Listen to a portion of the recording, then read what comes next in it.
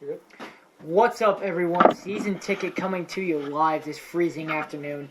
Dan Hooley here, along with my co-host Scott Schroff. Hello. And Bernardo Sanchez. Hello.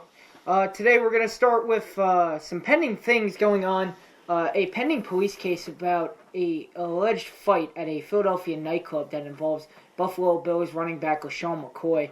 Bernardo has all the information on that. I didn't do any research, so you go ahead and you rock, kid. Yeah, with him. Apparently, LaShawn McCoy and three other guys had a confrontation with two off-duty police officers at a nightclub, apparently over a champagne bottle, obviously, and apparently they were fighting for ownership over that bottle, which led to pushing and shoving, and next thing you know, the police officer got pushed to the ground and got stomped on, breaking several ribs, while the other officer had a orbital bone fracture, which led to like 8 stitches. Now, yeah. That might have been. That sounds like it hurts. Like, have you ever heard of an injury to a football player, and you could just you get the cringe? Just like how they always say the face that launched 1,000 ships. This was the bottle that launched 1,000 punches. Pretty much is what this was. This escalated really quickly. The biggest bottle fight since Drake and somebody else. Chris Brown. Yeah. Oh wow, that was. Yeah, it really a bottle of champagne, and it has to be cops too. It's not like he fought someone in the cops came. He fought the cops himself. He said, "Fuck the police," literally. Yeah, but yeah. So pretty much all we know now is that McCoy has balls. Yeah. According to police officers close to the case, warrants are supposed to start being handed down. LaShawn McCoy has told the media that if a warrant is handed out for his arrest, he will turn himself in. So, which it will. I guess that's your attempt to save face at this point. Yeah. No comments on his part. And we don't know how this is going to affect the upcoming season since it's just in its inception. We'll see how this turns out. We are literally 3 days into the off season. Yeah, and he's like, you know what? You know what, man? I got a lot of time. If I got to spend a month in jail, that's that. You know, I won't have to run suicide. So exactly, that's the way I think. Some more football news. A lot of movement in the Giants organization. Giants cut tackle Will Beatty, guard Jeff Schwartz, and John Beeson, the linebacker. I don't know why I'm not able to speak English all of a sudden. And linebacker John Beeson has announced he's going to retire. Among them, both Beatty and Schwartz were injured this last year. They don't have a lot of stats to them. John Beeson, though, a very storied player, not exactly Hall of Fame quality, but a very good player nonetheless. With 706 tackles, 4 sacks, and 10 interceptions. In his opening season in 2013 with the Giants, 93 tackles in 12 games. He's a 3-time Pro Bowler. Some stats right there, man.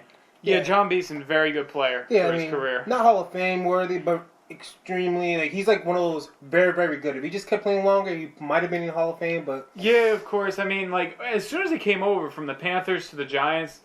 He made a presence in the locker room. I was told. Well, I heard. I was not told. I don't know what he was told because I have inside contacts. No, I heard that he was a very big guy in the locker room. He's very big. I'm telling you, he's big, man. He's big. He's like a leader in the locker room. He's a leader in the locker room. That's what I'm trying to say. He has a strong presence. He's a big leader. He was a very good guy, and also he produced on the field. The Giants didn't know what they were really getting with him because he would always be injured, and clearly he came to the Giants and was injured. But I don't know. He provided good tackles, good leadership, anything.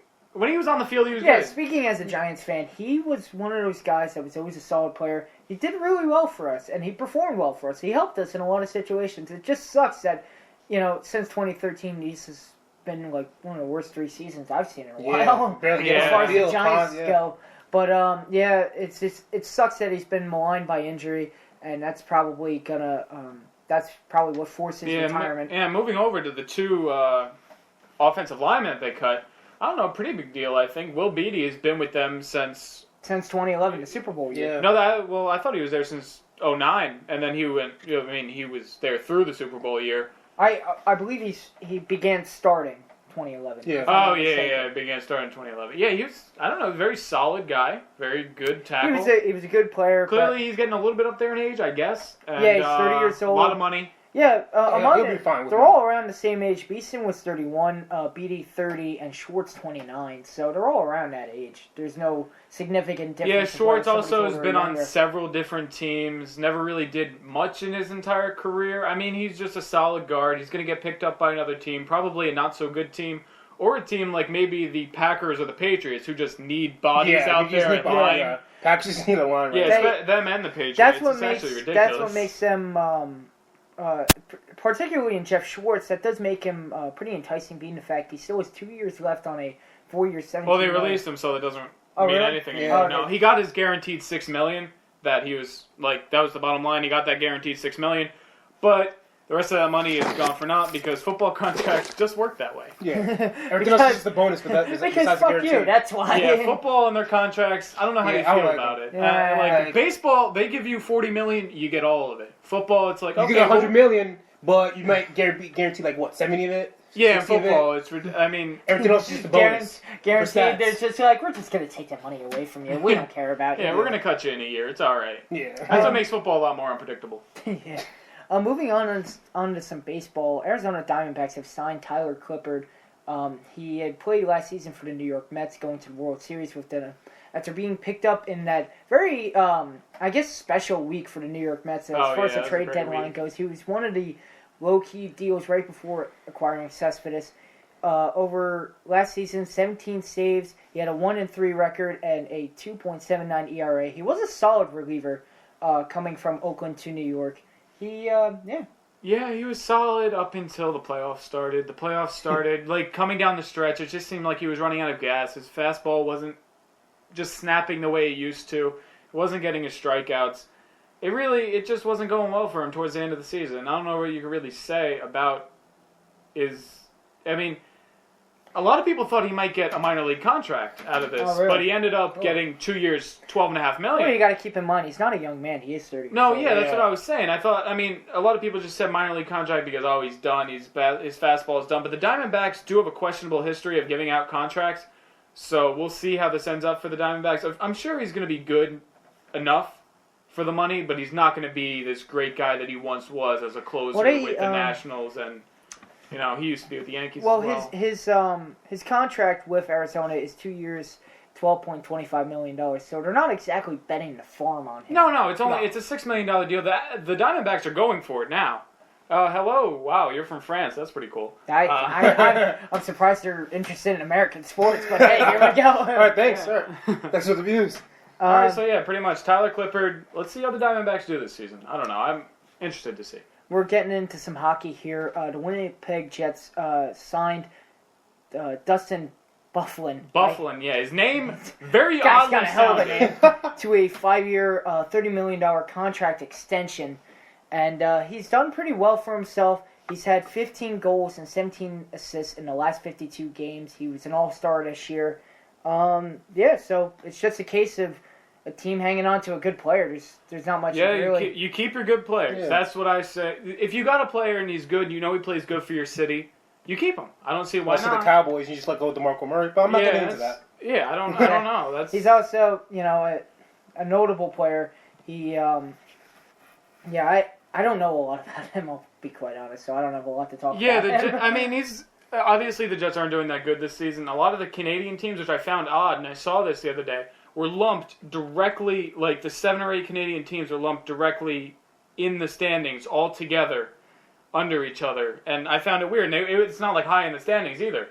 So, I don't know. I just found that interesting. Clearly, they want to keep their guys. Yeah, which is questionable because they're not having a great season, but he's performing well, so you want to keep the guys in. He's performing well, and he's 30 years old, which is actually a relatively higher age in hockey. So it's good to see a guy. Unless you're like Yager or something. So it's a guy Yager is one of those special cases, but most players start being considered to be getting older once they hit their 30s. That's when their prime kind of starts to become a bit questionable. But to see a guy still perform pretty well at that age, that's good to see, especially in hockey. So I hope Byfuglien keeps doing good, and I sure I can assume the Jets want that to happen too. Yeah. After giving them all that money, I think that's what you would want. More in hockey, there's been a big trade. The Ottawa Senators and Toronto Maple Leafs were part of a 9-player trade. 9 players. We're gonna go down. A lot of names. We're gonna go down the list for you. We have first going from Ottawa to Toronto. We have Dion Phaneuf. He's a defenseman. Cody Donaghy, defenseman. Forward Matt Fratton. Forward Casey Bailey. And forward Ryan Rupert. And wait, hold on. Whoops. Here we go. And going to Toronto, we have... Back to Toronto. We have Jared Cohen, a defenseman. Forward Mike Milishek. Forward Colin Greening. And forward Tobias Lindbergh. And a second-round pick for 2017. This was a big freaking trade. Yeah. And the thing about it was, Jesus while it's a big trade, it's not like one of those, groundbreaking trades where multiple things shift. The only notable player coming out of this is Phaneuf, who he's the main guy. The now former Toronto captain, who has 24 points in 51 games, which is very good. He is a good player, but that's he's the biggest name out of all of them. The rest are just kind of middle of the road guys, and of course a second round pick. Yeah, they got Phaneuf because they didn't really have a good, there wasn't a good connection there, and they needed another guy to throw in the back and say, here, try to win us games. And are they going to do it? I mean, I sure hope so. Let's give you a bunch of guys and hope. And to me, the biggest thing about this is, I don't know if you guys do this, but in the hockey games in NBA and anything that I play, I always, when I'm doing a trade with another team, I always add in a second-round pick at the end. And just because I know I can get it, because another team will just be like... And you can tell the pure credibility as he talks from what I do in video games definitely translates to I thought that was interesting because they just threw in a second-round pick just like I would. They're like, you know what? As if nobody throws around draft picks. Yeah, wow, that doesn't happen. But no, second-round pick. I mean, it's something that I do often in my video games that they do. So clearly it means that I should be a GM for a hockey team. Yeah, just sign him right the hell up because he's He's a brainchild. Of course. Yeah. And we're going to get to one of the bigger stories this week. We were originally going to cover it on Monday, but we had our football special. The Knicks have fired head coach Derek Fisher, otherwise known as Mr. Steal Your Girl. Over 1.5 years as the captain, well, not captain, just head of the ship, the sinking ship at that. He had a 30-96 record last year, going 17-65. Well, then 23-31 this year. 23-31 this year. Times are troubled for the New York Knicks. Yeah. Now the thing was, they went out and the Knicks got out to a 22-22 start, which is like, okay, well, this is better than I thought the Knicks would be. But now they're at, what'd you say, 23-31. Clearly, they've only won one of their last, I can't do math, amount of games. So, it's a very good, I mean, they've not been doing very well lately, and they were like, you know what, maybe he's the, and it's weird, because Phil Jackson, obviously the one who made this decision, doesn't usually like to get rid of coaches on the fly. I mean, he was a coach back then, and he wasn't gotten rid of, because he got 11 championships as a coach, so give that to him. But yeah, you don't get rid of that guy. Yeah, you don't get rid of him. So, I don't know. He to get rid of Derek Fisher, I think is pretty big. Carmelo, he's down with the whole deal. They asked him about it, and he's like, whatever's better for the team, I'm on Phil's back. So, but if you think about it, it's only him and their, first-round draft pick, Porzingis? Yeah, it's really... Basically just them two just doing everything they can. I feel bad for Porzingis because he continues to impress people this year. And he's just stuck on a bad team. Yeah, I mean, they're looking more promising than last year, but it's just, in my personal opinion, and this is not coming out of a place of hate, this is just purely, Carmelo, they're not going to win with Carmelo. There's been a lot of players out there that have been like Carmelo that just don't win in the playoffs. Yeah, and then the guys like Vince Carter when he went to the Nets, he's, kind of like a ball hog. I mean, Kobe won as a ball hog. That was with Shaq. That's a whole different that's deal. Completely separate issue. So, I don't know. I don't think they're going to win with Carmelo. Prove me wrong. I dare you, Knicks. Prove me wrong. The Nets aren't doing anything. So I'd at least like to watch the Knicks do something. If you bother to pay attention to our Twitter, Scott lit the world on fire with that little opinion. Got a few people bothered. But at the same time, about that. If you think about it, as a coach, you really have on a short lease as it is. with you got to win to produce, but then he really has things going on off the court as well. And the thing is, the Knicks, going into the coaches they're looking at, number one, Luke Walton, who's supposed to be the big guy coming out of, he's a Warriors assistant coach right now, so he's the big guy coming out, the Warriors are an amazing team. Let's get one of their guys, pluck him out of there. And apparently he has a history with the triangle offense, which is what Phil Jackson likes to run. So they want that guy in there. There's also rumors about Tom Thibodeau, who defensive-minded coach was fired by the Bulls last year. Also he also is rumored with the Nets. And then another guy, which is pretty interesting, I think, is Scott Brooks, who just got fired from the Thunder during the middle of last season.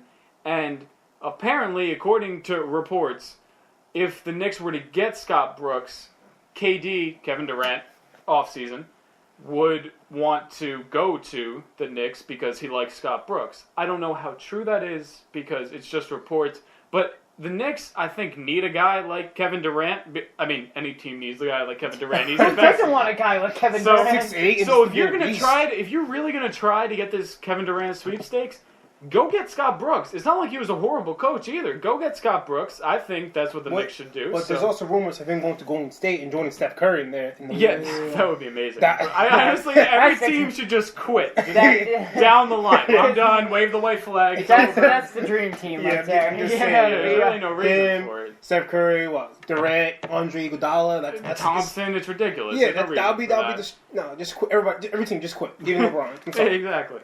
And into irrelevant news about Derek Fisher.